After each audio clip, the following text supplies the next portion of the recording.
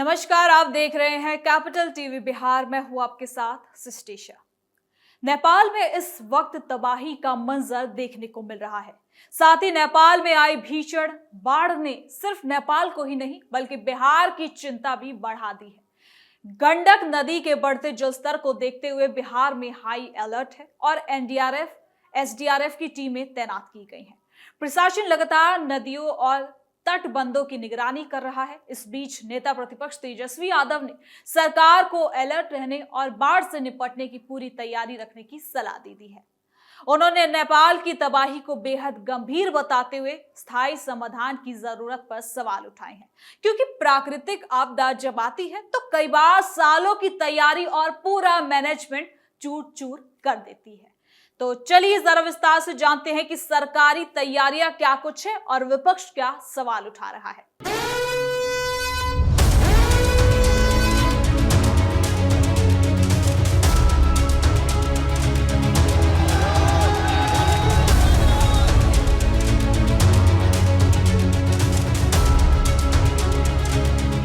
नेपाल में आई भीषण बाढ़ ने पूरे क्षेत्र को हिला के रख दिया है। तिब्बत सीमा पर ग्लेशियर फटने के बाद अचानक आई जल आपदा ने तबाही मचा दी। पानी की तेज धार ने गांवों, सड़कों और इमारतों को अपनी चपेट में ले लिया। लोग सुरक्षित जगहों की ओर भागते दिखे। वीडियो में दिखने वाले दृश्य बेहद डरावने थे।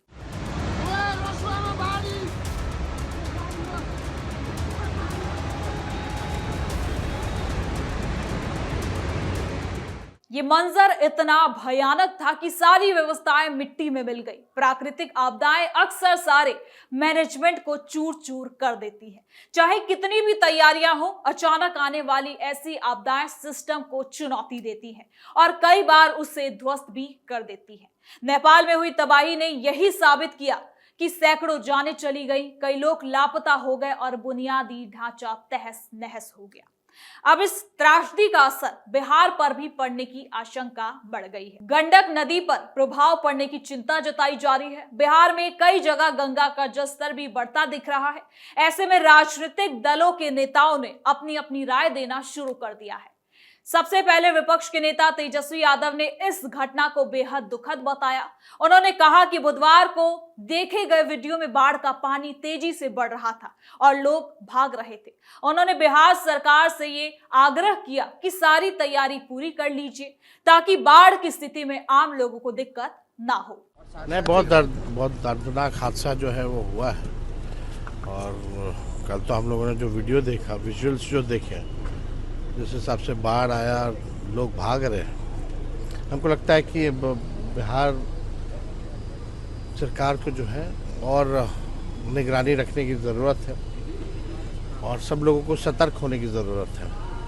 बिहार में भी जो है आशंका है कि गंडक नदी वगैरह में जो है इसका प्रभाव जो है पड़ेगा, तो हम लोग सब लोग जो है अलर्ट रहें, ज़्यादा बेहतर। इसके साथ ही तेजस्वी यादव ने हर रोज फीडबैक लेने की भी बात कही है और अलर्ट रहने की जरूरत पर जोर दिया।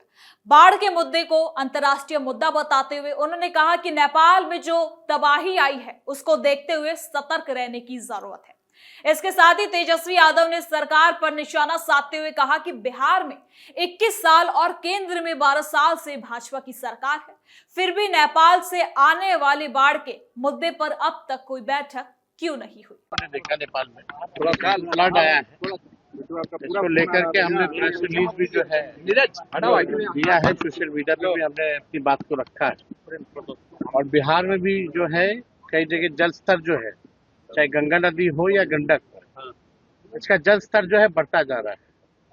हम लोग सरकार से यही आग्रह करते हैं कि सारी तैयारी जो है पूरी कर ली जाए, ताकि जब बाढ़ फ्लड की जो सिचुएशन हो तो आम लोगों को, ग्रामीणों को कोई दिक्कत ना हो। और उसको लेकर के हम सब लोग जो है डेली जो है हम लोग फीडबैक भी ले रहे हैं कि कहाँ कहाँ कौन कौन नदियों का जो है जलस्तर जो है बढ़ता जा रहा है। लेकिन नेपाल में जो तबाही आई है, जिस तरह का दृश्य हम लोगों ने देखा है, उसको देखते हुए हम लोगों को अलर्ट रहने की जरूरत है। और ये बाढ़ का इशू देखिए इंटरनेशनल इशू है। बीजेपी डबल इंजन की सरकार बिहार में 21 साल से और लगभग 15 साल से केंद्र में जो है, लगभग 12-13 साल से केंद्र में है। अभी तक बाढ़ को लेकर के नेपाल से कोई बैठक, कोई मीटिंग नहीं हुई है। इसका जब तक परमानेंट सॉल्यूशन नहीं निकाला जाएगा तो हर साल यही देखने को मिलेगा। और हमको तो लग ही नहीं रहा कि भाई सरकार बिहार में बाढ़ को लेकर के गंभीर क्यों नहीं है। इसमें इंटरनेशनल इशू है।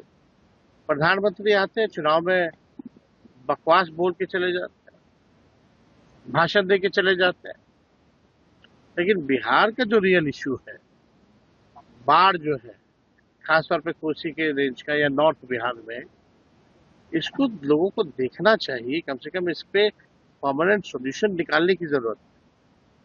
केवल हेलीकॉप्टर में घूमने से नहीं चलने वाला है। तब तो हर साल हेलीकॉप्टर में घूम करके समीक्षा करते रहिएगा। इसका परमानेंट सॉल्यूशन होना चाहिए।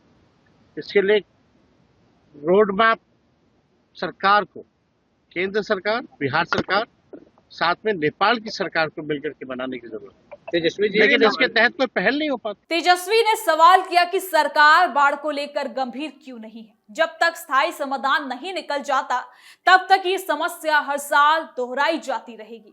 उन्होंने अपनी बात रखी और सरकार से तैयारी पूरी करने की अपील की है। एकदम जरूरत है, अलर्ट पे रहने की जरूरत है। और आप जान रहे हैं कि बिहार में बाढ़ के जो हर साल आने की संभावना होती है वो नेपाल की वजह से ज्यादा बढ़ती है।